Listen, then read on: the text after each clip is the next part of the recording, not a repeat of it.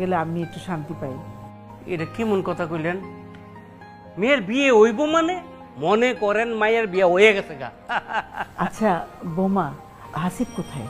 আম্মা, ও তো যে ফাইন্যান্স কোম্পানিতে টাকা রাখতে গেছে না, ওই টাকাটা উঠাইতে গেছে। টাকা উঠাইতে গেছে? মাশাআল্লাহ মাশাআল্লাহ। ভাবি, মেয়ের জন্য তাইলে ভালোই টাকা পয়সা জমাইছেন না?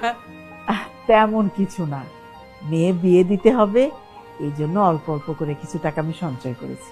খুব ভালো খুব ভালো। আমি দেখতেছি আম্মা। যাক, টেহা তাইলে লইছে মনে হয় না?